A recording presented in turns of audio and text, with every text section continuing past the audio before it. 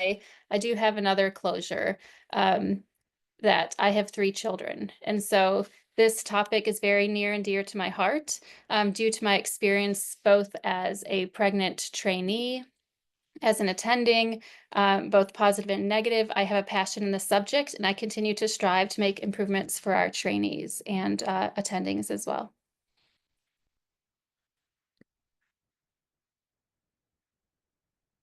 So just as an overview, today I'll be talking about the risks of pregnancy during medical training and highlight the research that has been undergoing in this area. And we'll also describe the current ACGME and ABMS policies. And we'll also look at the barriers to implementation and how programs and institutions can respond to these issues. So, as introduction here, resident and fellow physicians undergo physically and emotionally rigorous training. There are long work hours, high stress environments with high stakes. There are also unpredictable schedules that are beyond the control of the trainee. They also have potential exposures to radiation and other harmful chemicals, along with exposures to different diseases from patients. We know that medical training occurs during the most fertile time of a person's life. In 2021, the mean age of the first birth was 27 years old for all comers. In the matriculating class of 2022, 57% of medical school applicants were female. 52% of the graduating U.S. medical students were female, and 37% of the U.S. physician workforce is female. While 40% of the residents say in a survey that they plan to have children during GME training, male residents were more likely to actually have children. And female doctors are 1.6 times more likely to die by suicide than male doctors. When female residents become pregnant or have children, they perceive more bias from co-residents and attendings. They receive worse peer and program director evaluations. They experience greater professional dissatisfaction, and they change fellowship training plans more often than male and non-childbearing female peers. More female physicians delay childbearing due to pressures of training and career. And we know that there's an increased obstetric risks over the age of 35. And female physicians are more likely to have fewer children at an older age. When asked in a survey, 40% of female physicians stated that they would make different family and career choices knowing what they know now. In another survey, 83% of OB/GYN program directors believed that becoming a parent negatively affected their residents' performance. And in those same program directors, 50% said that they believed that having a child in residency decreases well-being. Another study looked at parent in training, resident and fellow experiences from pregnancy to parenthood. They surveyed 509 residents, with 62% being women, with a 30% response rate. And they looked at surveys to assess experiences. They found that there were disproportionate burdens. 97% of women were the primary or co-primary caregiver. 30% of women anticipated training extension due to leave. They also found to have a lack of support. 24% felt that the programs did not support breastfeeding goals. And 40% of residents, both men and women, had changed careers based on the lack of support. They concluded that physician trainee parents experienced high stress, and women bared the disproportionate burdens of the domains of parental leave and breastfeeding. Another study looked at infertility in pregnancy and orthopedics. They had 67% of female orthopedic trainees and attendings delaying childbearing, and this was compared to 39% of males. The reasons for delaying childbearing was reputation among the co-residents and attendings, as well as having the career choice as an orthopedic surgeon. And they stated it was this rigorous training that really made them change their childbearing plans. They also found infertility in 17 to 30% of females, and 31% reported obstetric complications. We looked at pregnancy and medical training ourselves, and we did a survey of physician moms on their experiences during residency and fellowship. We had nearly 1,700 survey responses from physician mothers. We looked at US residency and fellowship training only, and we included all specialties. We broke down the experiences, starting with the prenatal experience. And the women reported infertility was affecting 18% of the women. 26% felt that they were not given enough time for doctor's visits related to pregnancy. And a third experienced discrimination from co-residents or attendings. Nearly 90% were required to work up until delivery, and over 80% had taken overnight call. Greater than half felt that the physical demands of their job compromised their own health and safety or that of their unborn child. When we looked at pregnancy outcomes, we found 19% had preterm birth or delivery before 37 weeks. 18% had postpartum depression, and 16% had low birth weight infants, with 12% having the complication of preeclampsia, and 16% of infants were required to have a NICU stay. Those NICU complications were variable. They included death due to prematurity at 25 weeks, severe intracranial hemorrhage, blindness, pulmonary disease ranging from bronchopulmonary dysplasia, developmental delay, poor gross motor skills, and persistent motor impairments as an adult, cerebral palsy, autism, post-traumatic stress disorder, inability to bond, and inadequate breast milk supply. We also looked at the procedural-based specialty effects of pregnancy. In the specialties that perform procedures, 95% that they said they were still able to perform procedures throughout their pregnancy. When we asked the surgeon mothers operating, 95% said that they were able to operate throughout the duration of their pregnancy, and there was no real difference between modes of operating, whether it was laparoscopic or robotic. There was equivocal rates of operation, although the women in the robotic section did say that they had concerns about the bedside assist and the robotic arms with their gravid abdomen. When we asked about parental leave policy, 56% said that they did not have a parental leave policy in their training program. When asked about the amount of leave taken, 31% had 6 weeks of leave, 31% had less than 6 weeks, and 2%, a very small amount, only had 7 days or less. However, 80% felt that their time off was not long enough. When asked about salary during leave, 54% were fully paid, 30% were partially paid, and 17% were unpaid. We also looked into the breastfeeding rates of physician mothers. 92% of mothers breastfed their babies. When asking about the duration, 67% breastfed for less than 12 months, and 53% said they would have liked to have breastfed for longer. And just as a reminder, the WHO and AAP recommend breastfeeding at least 6 months and up to 2 years. When we asked about the obstacles to their breastfeeding journey, they said 40% said lack of time and resources, 34% said inability to maintain supply due to the stress of work, and 17% cited discrimination at work against lactating mothers. The physicians who had medical leave policies said that breastfeeding were found to breastfeed for longer durations than the mothers without a parental leave policy. We also looked into postpartum mental health, and this had been a great gap in a lot of the research that had come before us. 46% experienced marital distress during pregnancy or the first year of the baby's life due to parental leave policy or lack thereof. 20% said that they considered quitting residency due to the leave policy. 30% stated that they suffered from postpartum depression, and 60% of those said that this was due to parental leave being too short.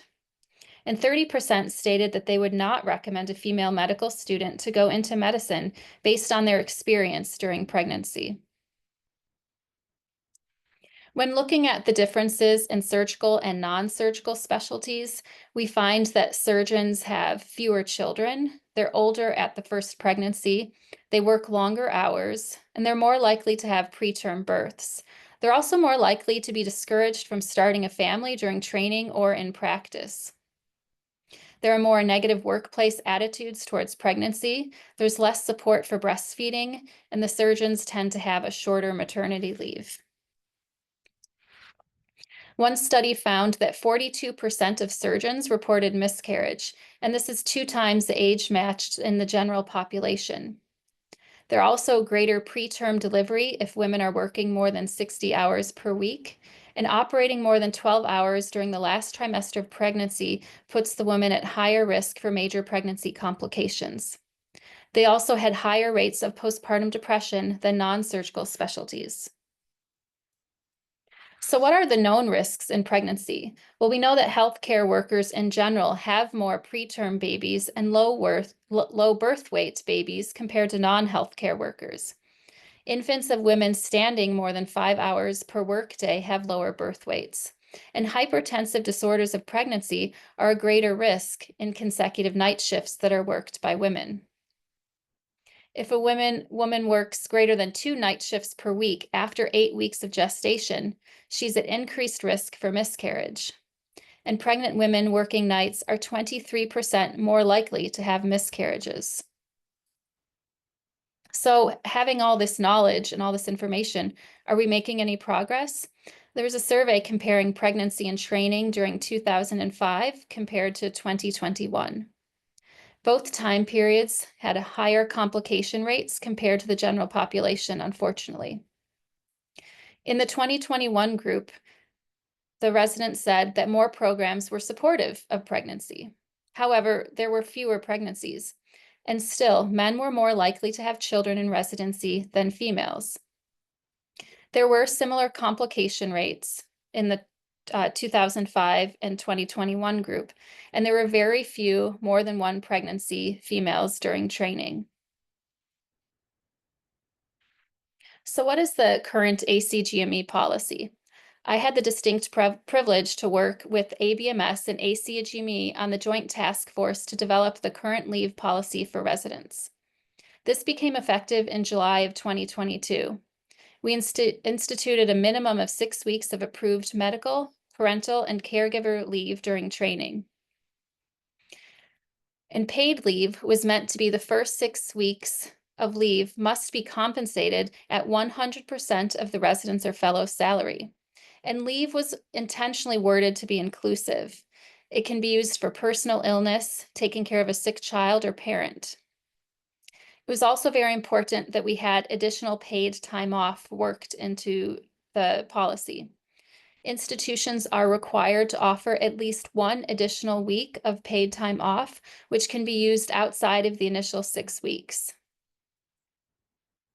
This is meant to combat burnout with additional paid time off outside of leave. This emphasizes that maternal leave is not a vacation. It's oftentimes much harder than the already grueling day as a medical trainee. And then was the next issue of leave availability. The availability of leave is to be at least once and at any time during an ACGME accredited program, starting from the day the resident or the fellow is required to report. And this was supposed to be outside of what the standard is for FMLA, so that residents do not have to be at the institution for at least 1 year for this to be applicable to them. And the current ABMS policy is very similar. It was effective a little bit earlier in July of 2021. This policy, however, only applies to programs with 2 years or more of duration. This leaves out certain fellowship training programs that are only 1 year, and these fellowships are left to figure it out on their own. The ABMS policy does state that there must be a written and accessible policy and a minimum of 6 weeks for parental, caregiver, and medical leave at least once during the training, not to exhaust vacation or sick leave, and not to extend training. So one Department of Surgery looked at the impact of formal parental leave policy on surgical trainees. They surveyed 95 residents with a 40% response rate. They found that they had improved the program's ability to meet trainees' needs during pregnancy and early parenthood from before the policy at 15% to after the policy, the perception was at 68%. They also had increased the residents' perceptions of equity surrounding parenthood and leave from 20% with an increase up to 88% after the formal parental leave policy was instituted. They also said that the concerns about the policy negatively affecting a trainee's child rearing experience decreased from 53% all the way down to 4% after the policy was instituted. Perceptions that the institution was unsupportive of breastfeeding also significantly decreased from 48% to 12%. And again, this is just with the institution of a formal parental leave policy. The majority of residents still viewed pregnancy, though, as a risk during surgical training, from 90% to 80%. So how can we improve things even further? Well, education is one thing. There's one survey that looked at how education affects and impacts women. They found that only 8% of women received any kind of education during medical education regarding infertility and delayed pregnancy. Of those who were given the education, those women had early pregnancies, fewer miscarriage, and less infertility evaluations and treatments. Of those women, they found that the OB/GYN specialty had a greater number of educated physicians. They had children at a younger age by specialty, more children, and were less likely to be discouraged from starting a family in training or practice. So what is the way forward? What can we do? What else can we do? We know that limiting work week hours significantly decreases a woman's risk of having complications with pregnancy. Also, restricting night shifts to the first and second trimester only. Making accommodations for the physical demands of the pregnant resident, and having a longer parental leave. Also, erasing stigmas related to pregnancy, having greater lactation and childcare support, and having supportive colleagues and faculty for a culture change. We know that modeling behavior as attendings can change culture.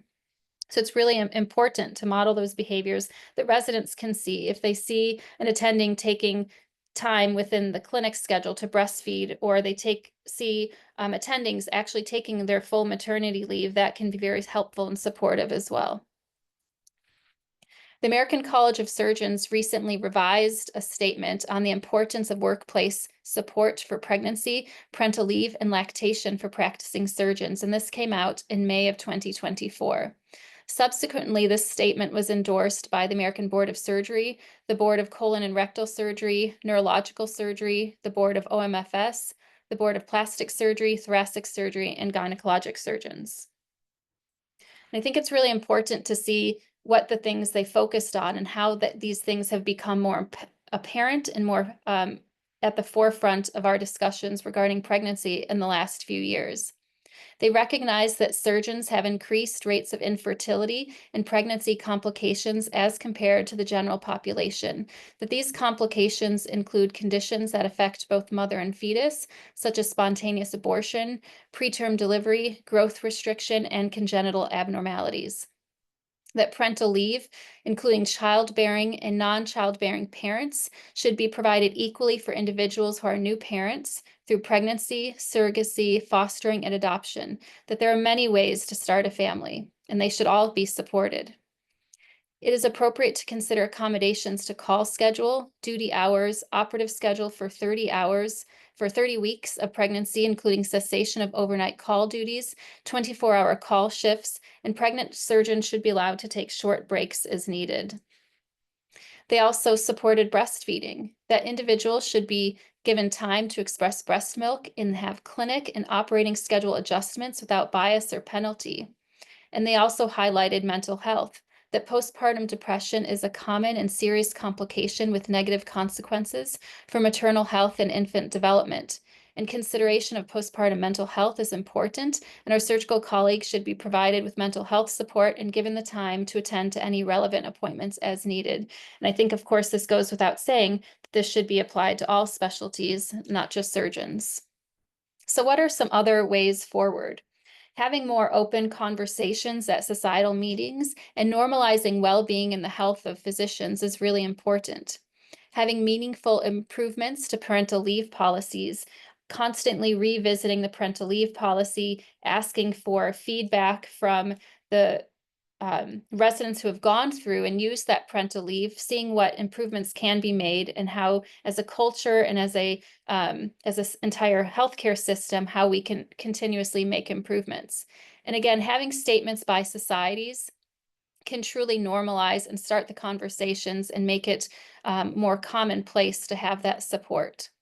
Having written formal lactation policies for residents, something that they can reference, something that they can bring to people who may not be as knowledgeable about the needs of lactating, or it may have been 20 to 30 years since they may have been more accustomed to what it's like to lactate. Having that formal policy can be very empowering and give a resident or a trainee the support that they need, because it's a very, very difficult thing to go through.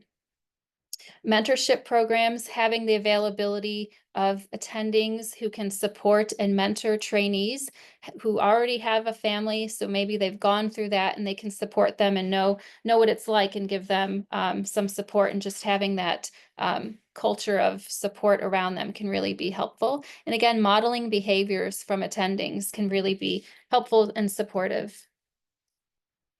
So what can we do throughout the training period? How does it look a little bit different from medical school to residency and as an attending? As we've mentioned, fertility education as part of a comprehensive curriculum is really important, and considering alternate research opportunities to avoid extra years, allowing time for missed coursework, and establishing a financial safety net, having those financial discussions and communication about what that means and how you can really start that early is really important. In the residency and training, having further education about the risks of delaying pregnancy, requiring competency-based training for teaching faculty, and addressing gaps in resident workforce, potentially using APPs as able, and having available faculty mentors who are parents so they can support the residents, and also limiting night call in the third trimester. As an attending or throughout your career, things that can be done is work RVU equivalents for time used to pump, compensating covering faculty so it's not seen as much as a burden to the rest of the faculty who are supporting that parental leave, and creating a fund source to pay for that paid leave. Making sure that reproductive endocrinology and infertility, REI consultations are covered in the health insurance, and having flexible job share and part-time opportunities as needed.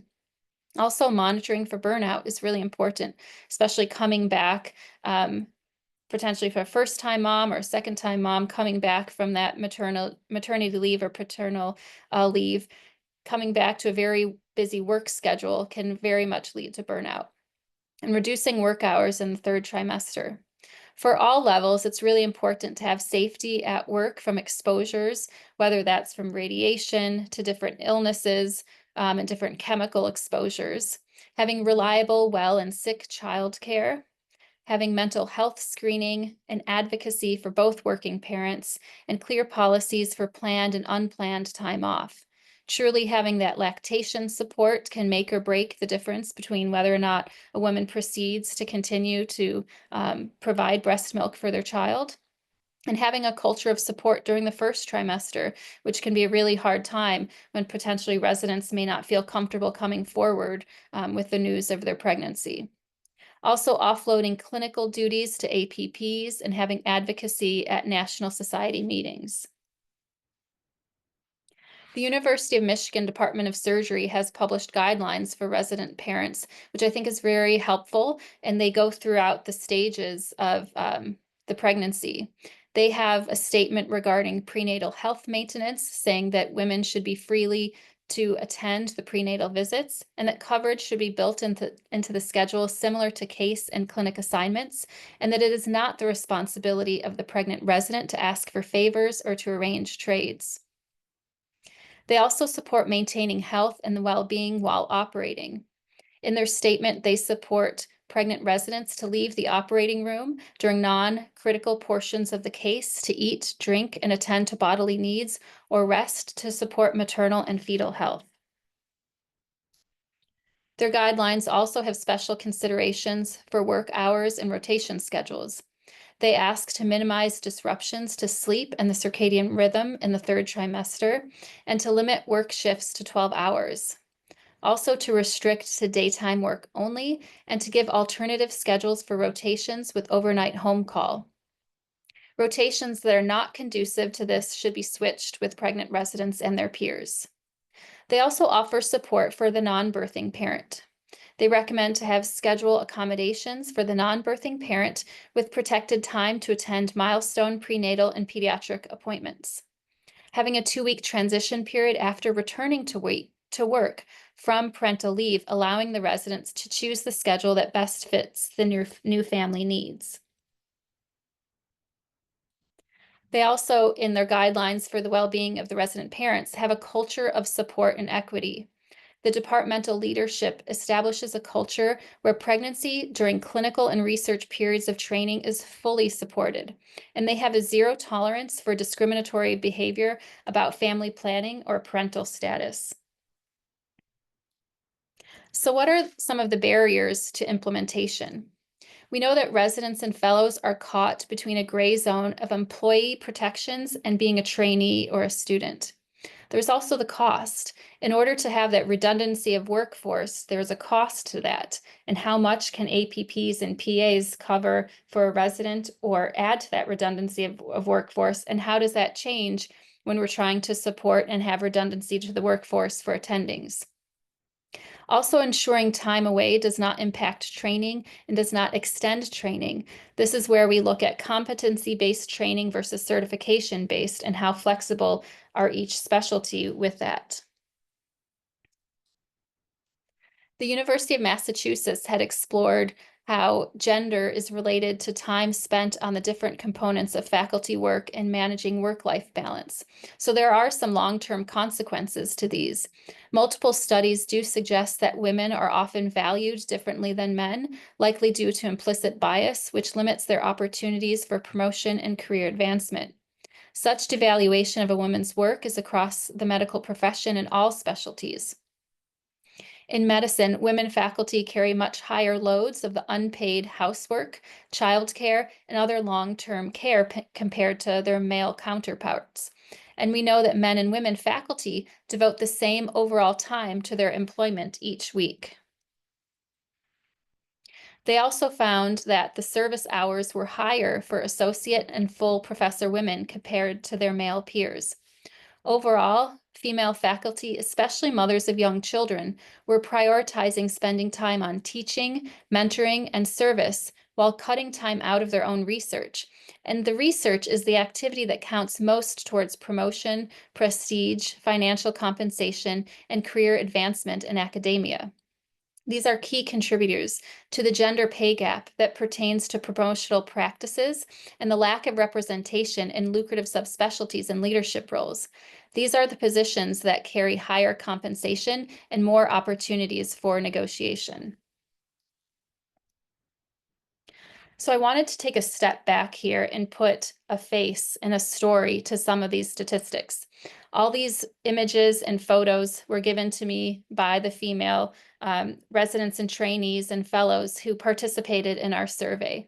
At the end of our survey, we had an open space where the women could write anything that they felt that we didn't cover or specific stories they felt it was important for us to know. And so, with their permission, I wanted to share some of these stories with you to give some personalization behind all these statistics. One woman wrote that she spent 2 days during consults as a resident all over the hospital, shuffling and huffing and puffing at 23 weeks with monodi twins.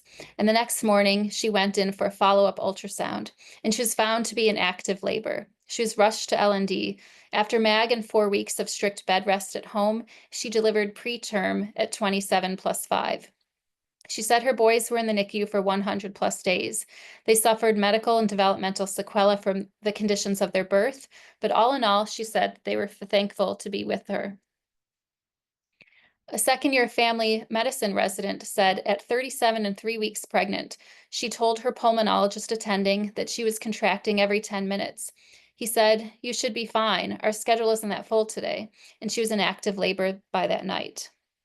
Another woman wrote that she had no maternity leave for her one bio kid. She had a C-section and took 3 weeks of vacation. She had then 2 subsequent adoptions. 1 week of vacation for each included a trip to Russia. She said pumping at work, it was unheard of, just not good, not healthy for anyone. She survived, but she did not wish it upon any of her colleagues. Another woman wrote, "Thank you for taking this initiative. Being in residency and not having any real maternity leave was part of the reason why she delayed pregnancy until after residency to have her first baby. She had lots of fears and more support would have been nice." Another woman said she delivered her first at 35 weeks as a resident after a shift until 2 a.m. She went into preterm labor with her second at 33 weeks while working full-time after 5 in a row string of shifts and ended up in the hospital for 4 days. For her third child, she quit working at a follow-up 28 weeks electively. She went to term without any trouble. She said, "I do not believe this was a coincidence. I'm emergency medicine." Another woman said she was a cardiology fellow and had to come in and push the echo machines and do her own echoes. Her baby was 7 weeks early after that. She had staples in her abdomen and had to return to work in 4 weeks, otherwise she'd be late to start fellowship. She said there was no place to pump. She had to use bathroom stalls. There was no pump room, and she returned to full duties after 1 month of postpartum leave without any changes. A fourth-year medical student wrote in to say she had an emergency section under general at 30 weeks. She was back to school on post-op day 5 so she could graduate on time the following month.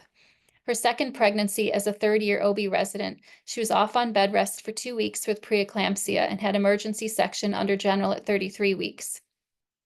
She took 5 weeks of postpartum leave and had to graduate residency a month late to make up for missed education. Her third pregnancy as an attending, she had an emergency section at 27 weeks. She was back to work on post-op day 12. This was so she could reserve her PTO for when her baby came home from the NICU 11 weeks later. She traded calls with her partners, so at least she could be at the same hospital where her 1 pound, 13-ounce baby was. She finally took 8 weeks off when he came home. She said she didn't have any good belly pics of her pregnancies because she never made it far enough to be picture worthy. Another woman said she had a complicated pregnancy with monthly ultrasounds and every 2-week NST at 24 weeks. At 33 weeks, she was putting in an IJ in the cardiac ICU post-call. She struggled with the rest of overnight call with back pain. Her team noticed she was having contractions and she was placed on modified bed rest until she delivered.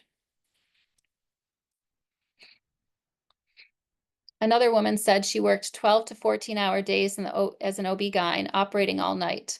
She developed walking pneumonia and went into labor the next day. Her premature baby was admitted to the NICU with sepsis, fighting for his life. She had postpartum depression. She took 5 weeks leave, but had to take an additional 2 weeks due to the severe postpartum depression.